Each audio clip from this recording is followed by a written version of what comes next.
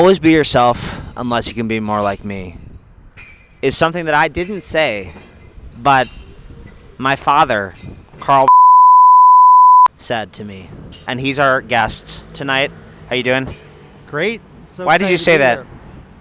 It's actually a joke that the head of sales at our company used to always say to his salespeople. Okay, and I have to tell the people that I did promise that this was a dry run, but are you cool to keep going? Sure. Okay. See, why did you say that? I was just kidding. Just kidding. Do you think that the world would be a better place if people were more like you? I think the world's wonderful having a lot of diversity. Uh-huh. And so I wouldn't want any world where everybody's exactly like anybody else. Mm-hmm. Okay.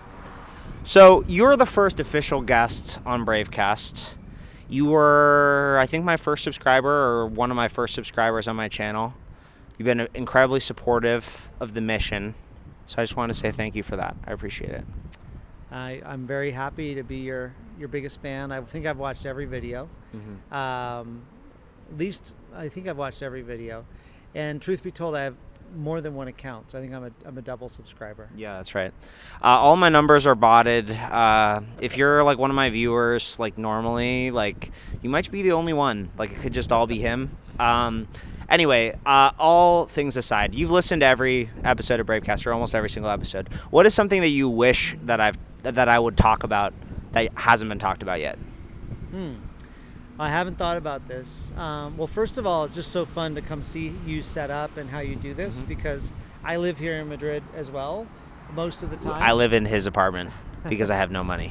And I've taken this walk many, many times to get to your mom's work, etc. And so I know this space and I've seen the videos, but to see you actually setting everything up and getting going, it's kind of, A, it's really cool, but B, you realize YouTubing is a bit of a solo enterprise. Like you kind of got to do it all yourself. Yeah, it's because I don't know how to socialize because I'm your son. Basically, my dad doesn't know how to socialize. No, I'm just kidding. No, it is interesting, and something that I will share that I've never talked about before is when I just first started making short films, you know about this, I had a lot of trouble collaborating with people. I was very like dictatorial. I was very like telling people what to do. And something, I kind of grew out of that. Like I directed other short films after where I was more collaborative, but something I do like about YouTube is that it's very dependent on my own effort. Like if I mess up, it's my fault and I can learn from it and I don't have to like blame somebody, but I think it's really holding me back. And even though the channel is making no money, I think I should hire people, and I'm a little nervous about that. Do you have any advice for that anxiety that I have? Well, first of all, like I've been learning kind of what YouTube is through your work, because even though, of course, I know what YouTube is, I've watched a lot of random videos. As an official boomer, I'm not part of like the young YouTube culture, and so I think you had a job in Hollywood. You've been to all kinds of interesting collaborative programs and whatnot. And so to see you go out and do YouTube, initially as a parent, your eyebrows are kind of raised, like, what? Why not? You're not doing the traditional path. But as time has gone by, many of the things you've said to me about how media is changing, where audiences are moving, it seems like you're onto something. It seems true. And I think the other thing I think about is, film schools, you went to film school, people could work for a semester on something and then, show it to an audience of 50 people, and that's all the people who'll ever see it. Yeah. Whereas here, what I love about it is, A, you could hit a big audience. You've had some of your videos go big. And then the other one is, I love that you're getting immediate feedback because, again, going back to that film school frame of mind, people can consume their own ideas and get so excited about what they're doing, spend all this time in it, they're emotionally invested, and they're not in a position to take the feedback of like, no one's into this or whatever. But you get immediate feedback. Sometimes you think something will be big and it's not. Sometimes you think something's not a big deal and it's bigger than you thought it would be. So I think that's a tremendous aspect of YouTube, is that you actually do have a relationship with your audience through comments, through likes, but also just through viewing.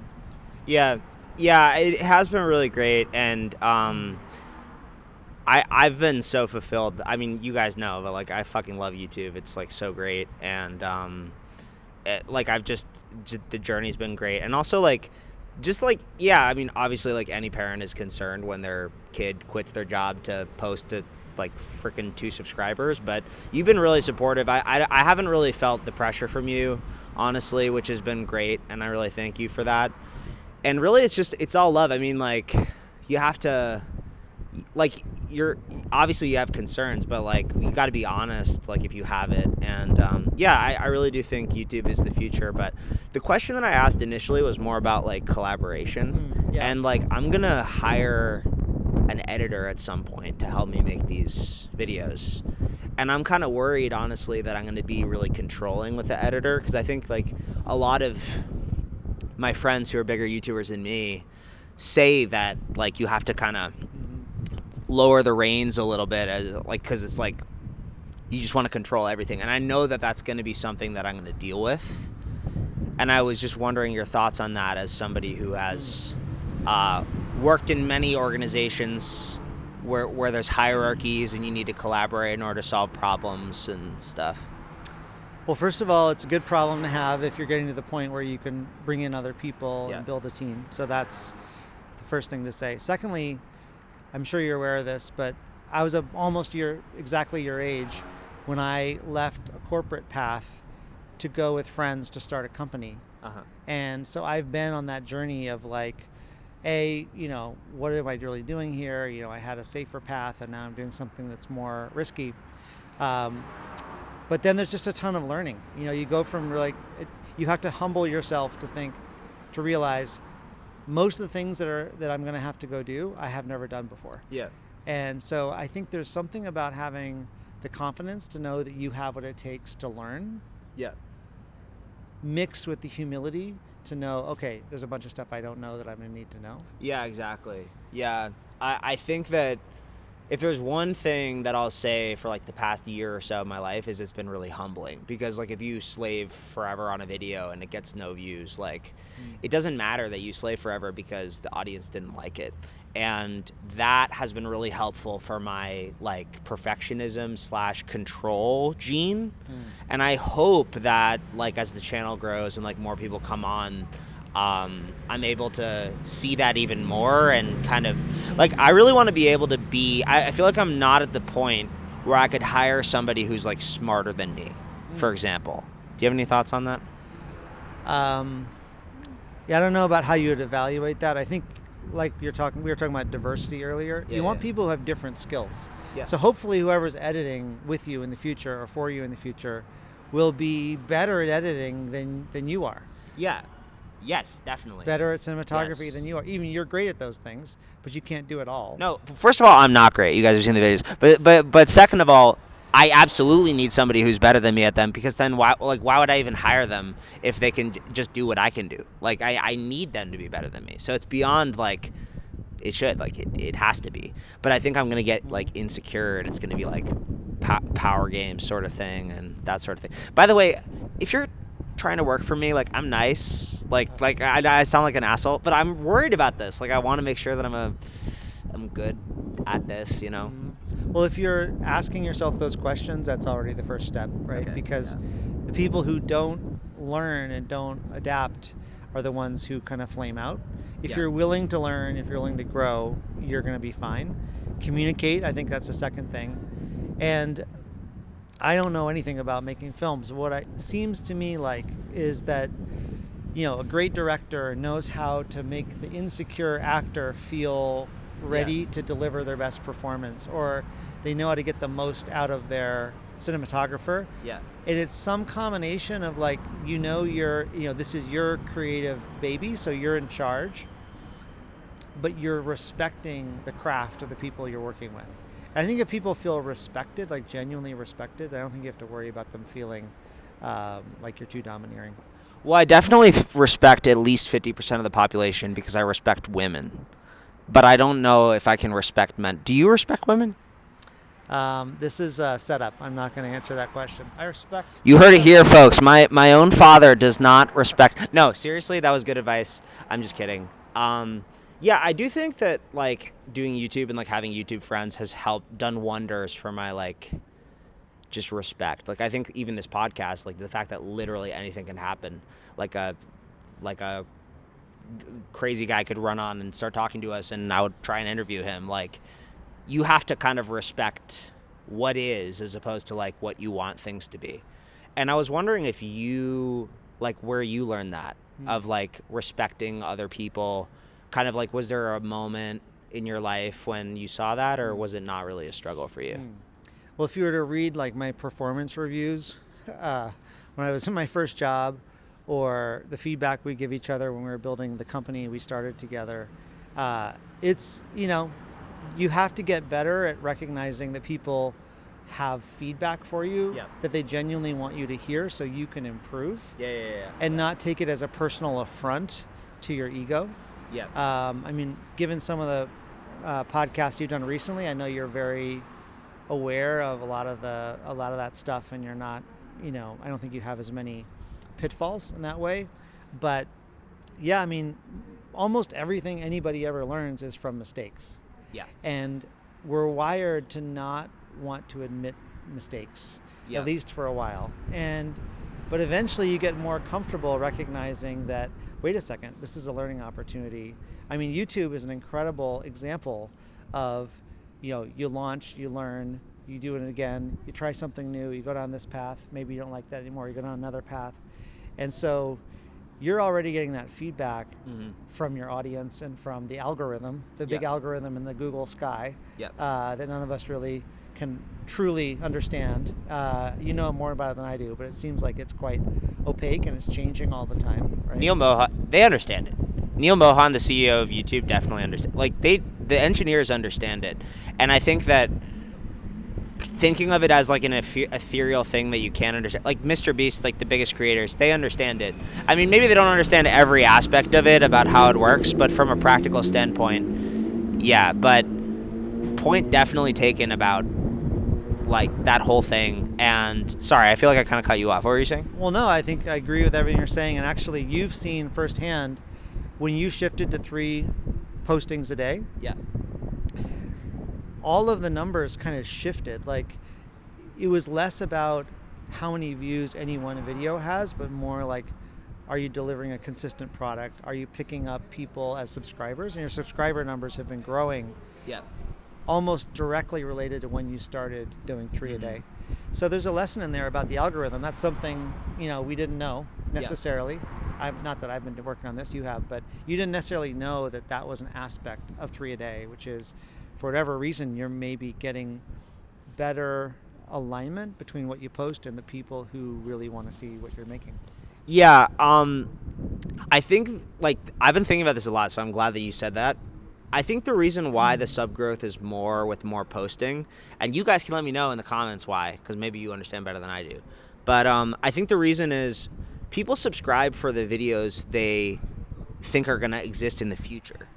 So like if they just enjoy a video in the present, maybe they won't subscribe because like they got everything that they possibly wanted out of the video. You know what I mean? And so it's kind of like there's no real point to subscribing to a channel that you don't, you know.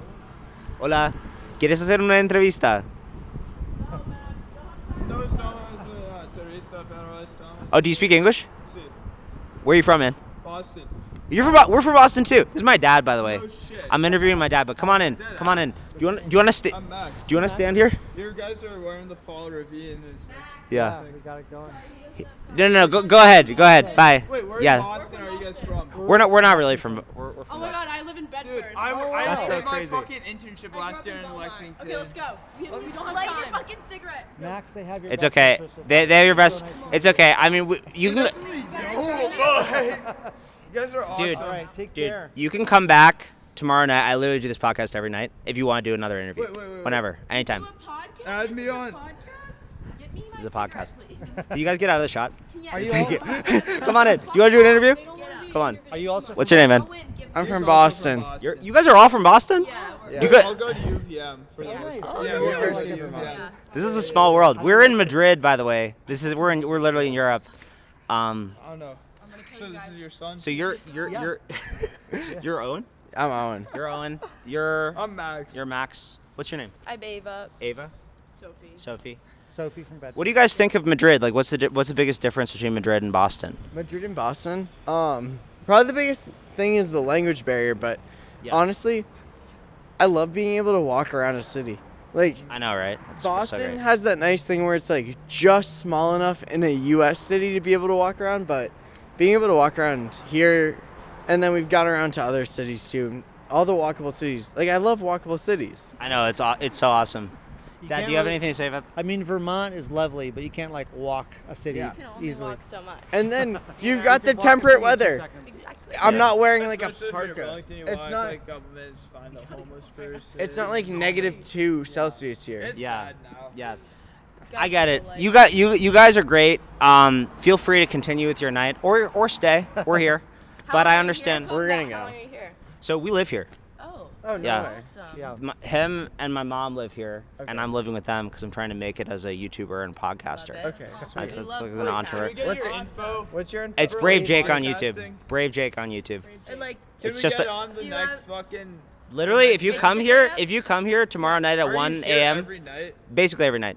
We're over If you by- follow me on Instagram, we're you over can by send me a DM. Opera every- Follow me on we Instagram. live Oh, over by that's where you Opera. live. Yeah. Oh, you- Is it you're I have like away 16 from- followers. Yeah, that's me. That's you. I have like no clout on Instagram. It's Don't so even bad. matter. You You're don't need the building clouds. you're Yeah. building it. It's what happens. Let's go. You This gotta is why I work. love Americans, guys. They're so supportive of the entrepreneurial spirit. My Spanish friends have no idea what I'm doing. They're like, "You're ruining your life." It's No. complete.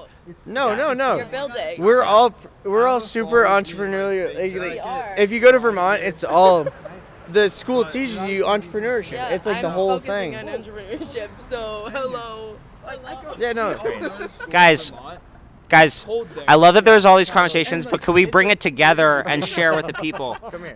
Okay, so everybody come on into the statue. All right, I'm gonna ask you guys a question. Okay. Okay. So what thought are you thinking about most today? You go ahead. That's deep.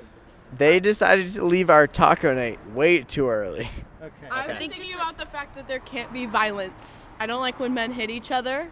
It's not cool. It honestly just makes them seem like they love each other more, and they should just hug instead of fight. Thank you. Was Okay, that- we was that need to taco go. night? Okay. Any This thoughts? is at Taco Night. Yeah, There okay. was too much. I don't I've been wanna thinking talk about about Madrid and it. exploring. Yeah, This is let's my go. first Okay. time. We'll see you. Love you guys. Bye bye. Love you guys. Maybe we'll Take see you care. tomorrow. See you tomorrow night. Bye.